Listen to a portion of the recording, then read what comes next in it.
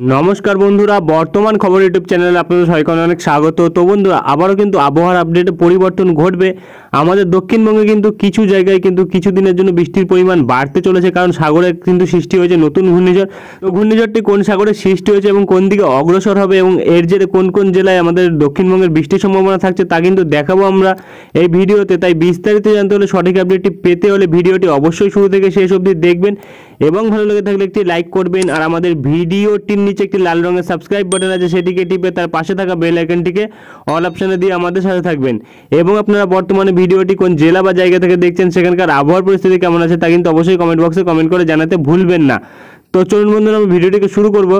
তবে তার আগে দেখে নেব আমাদের ভারতীয় মৌসুম ভবন এই নতুন ঘূর্ণাবর্ত, যেটি আমাদের দক্ষিণবঙ্গে 5 তারিখে সৃষ্টি হবে এবং এইখানে যে রয়েছে একটি ঘূর্ণাবর্ত, যেটি কিন্তু ক্যাটাগরি 1 ঘূর্ণিঝড়ে পরিণত হবে, যার নাম থাকবে ইয়াগি।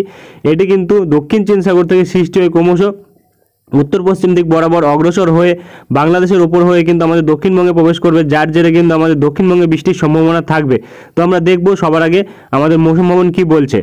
তো বন্ধুরা, আমরা চলে এসেছি ভারতীয় মৌসুম ভবনের আপডেট। এখানে প্রকাশিত আপডেটে কিন্তু বলা হচ্ছে একটি লো প্রেশার এরিয়া কিন্তু রয়েছে, যেটি কিন্তু দক্ষিণ পূর্ব রাজস্থান এবং তার সংলগ্ন এরিয়ায় দক্ষিণ পশ্চিম মধ্যপ্রদেশে রয়েছে এবং মৌসুমী অক্ষরেখার পশ্চিমা ভাগ কিন্তু বলা হচ্ছে তার স্বাভাবিক পজিশনের কাছাকাছি রয়েছে এবং তার পূর্ব ভাগ কিন্তু বলা হচ্ছে যে তার স্বাভাবিক পজিশনেই রয়েছে এবং এটি কিন্তু কন্টিনিউয়াসলি বলা হচ্ছে 2 থেকে 3 দিন একই পরিস্থিতিতে থাকবে।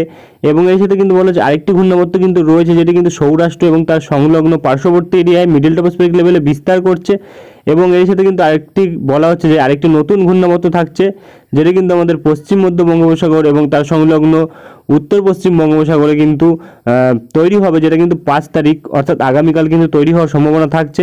এবং আগামী এক সপ্তাহ কিন্তু আমাদের দক্ষিণ পশ্চিম ভারতবর্ষ এবং তার সাথে কিন্তু দক্ষিণ পূর্ব এবং তার সাথে কিন্তু উত্তর পূর্ব এবং পশ্চিম মধ্য ভারতবর্ষ বিভিন্ন জায়গায় কিন্তু বৃষ্টির সম্ভাবনা থাকছে, এমনই কিন্তু সতর্কবার্তা জারি করেছে। তো আমরা পূর্ব উত্তর পূর্ব ভারতবর্ষের ক্ষেত্রে দেখব।